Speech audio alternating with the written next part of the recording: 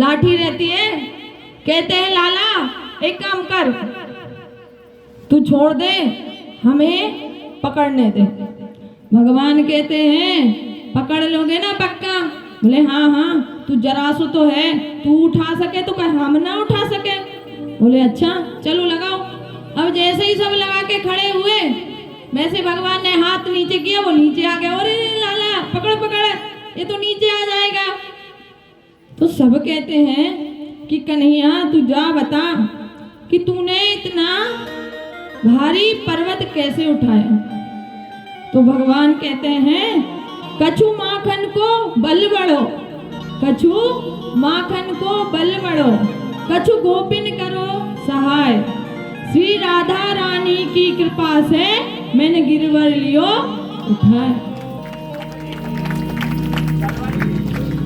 अब सब कहते हैं अब पता पढ़ो कि तू कैसे गोवर्धन को उठाया। अरे तू सारी शक्ति तो हमारी तू ही ले लेता है। अब देखो जो ग्वाल वाल है बड़े भोले भाले हैं, वो अगर भगवान जैसा कह दे वैसा ही मान जाते हैं, अर्थात वो समझते हैं, समझाते नहीं है। तो यहाँ पर भगवान गोवर्धन उठाकर खड़े हुए हैं। भाई ये गोपी है, कहाँ है महाराज कि जब ये ब्याह कर आई थी तब इसकी मैया ने कह दिया था कि तू जा तो रही है, सबका मुखड़ो देखियो पर वह नंद को छोरा को मत देखियो। अब देखो जब बेटी जाए ससुराल और मैया कछु सिखा दे तो वो तो करेगी कि नहीं करेगी बताओ।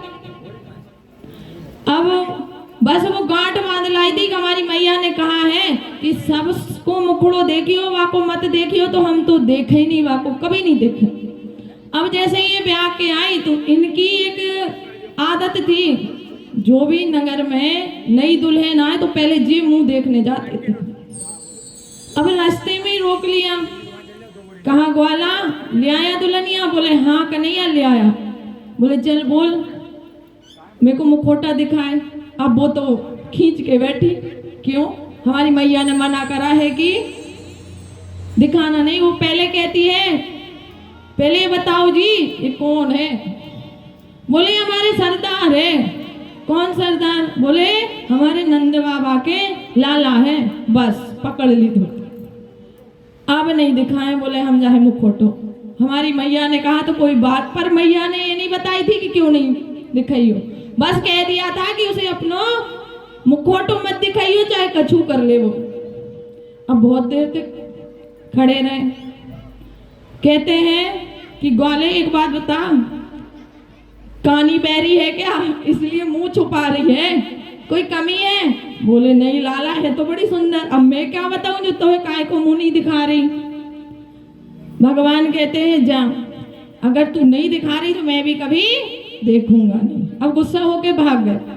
अब कहा महाराज जब मैया, जैसे मैया हमारी जाती है ना किसी के यहाँ बहू आए तो मुंह देखने, नेक देखने, तो यहाँ मैया कहती है लाला चलवा फलाने के यहाँ दुल्हनिया आई है, उसका मुंह देख के आते हैं। मैया से कहते हैं मैया मैं नहीं जाऊं, वो अपने आप को पता नहीं क्या समझती है। अब मैया तो हमेशा यही लगता था कि ये तो कुछ भी बोलता रहता है। बोलती है ठीक है मैं जाती हूँ। अब जब भी ये निकले उस रास्ते से तो बस उसको पता पड़ जाए कि बस वहां से निकलने वाले हैं, वो घर में छुप जाए। अब छुपते छुपते वह दिन आया जबकि भगवान ने गोवर्धन उठाया। अब जब गोवर्धन उठाया तो भगवान के चरण देखे, क्योंकि वो भी सभी सखियों के साथ झूम रही है, नाच रही है। तो कहा कि किसके चरण है? सखियां कहती है उसी के चरण है जिसको तुम मुंह छुपाए छुपाए भाग रही है। बोले अच्छा। आप धीरे धीरे चरण से देखते देखते जो ऊपर आई तो अपनी मैया को लाख बात सुनाई। कहा कि अरे मैया मैंने तेरा का बिगाड़ो तो जो इतने दिन तूने मुझे इनके बगैर दर्शन की रखे। आपको बताएं वो कौन है? वो अगले जन्म में बनी है मीरा बाई। उसने प्रण कर लिया था महाराज उस दिन कि आज से लाज शर्म मेरे पास आएगी ही नहीं। तो आप सबने सुनी है मीरा की कथा, चाहा कितना ही कर लिया पर वह कोई लाज नहीं थी, संतों के साथ भी नाचना, भगवान का भजन भी करना। तो यहाँ पर 7 दिन जब पानी बरसा, मेघ सामान तक मेघ बरसे, पर कहा महाराज वृंदावन में, ब्रज में एक बूंद नहीं आई पानी की। बताओ कहाँ गया पानी।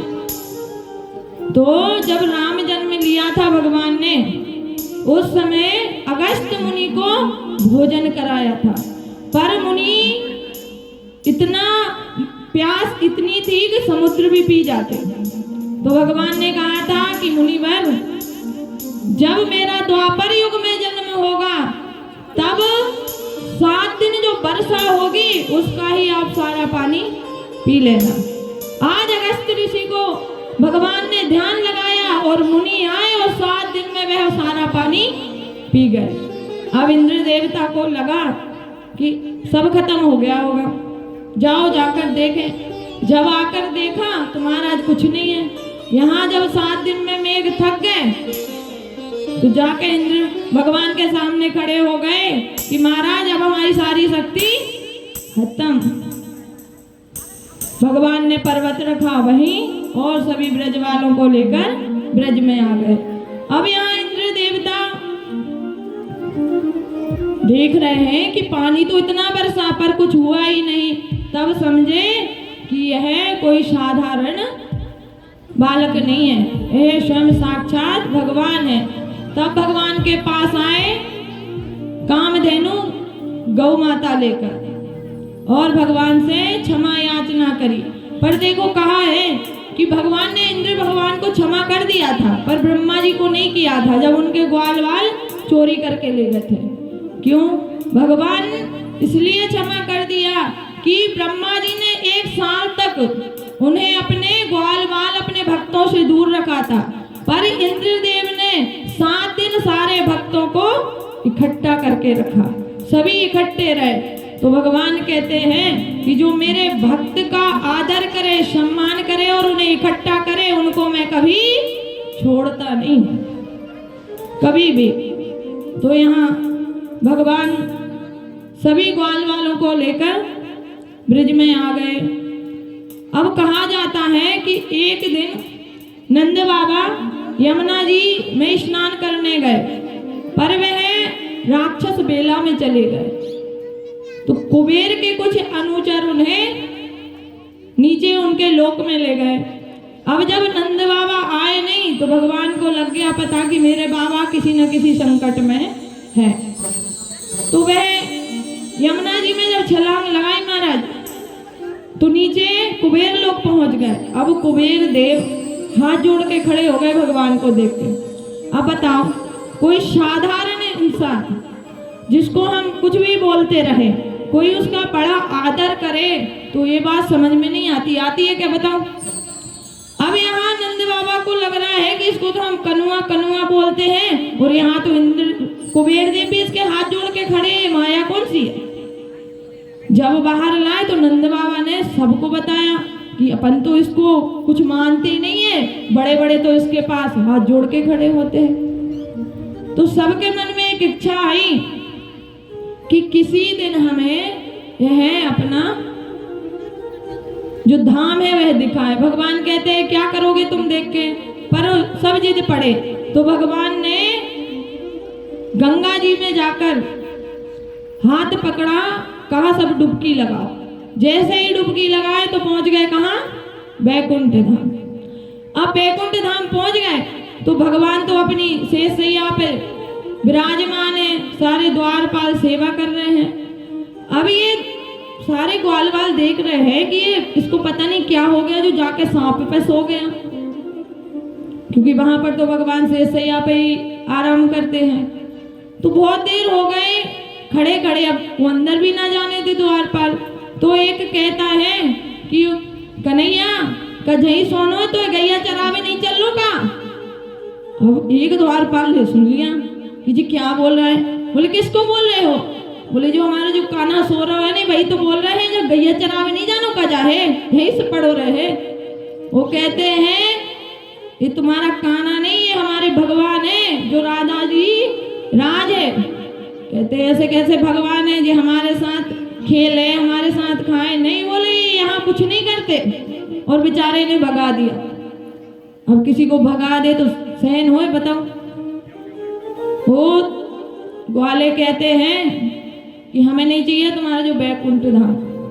अरे हमारा तो वह ब्रज ही बढ़िया है जहाँ नंद बाबा हमारे कान्हा का पालन पोषण करते हैं, मैया यशोदा इसे माखन खिलाती है और ये हमारे साथ नंगे पैर गईये चराता है। तो कहा हमें वैकुंठ नहीं चाहिए। जैसे ये भाव आया वैसे के वैसे ब्रज में।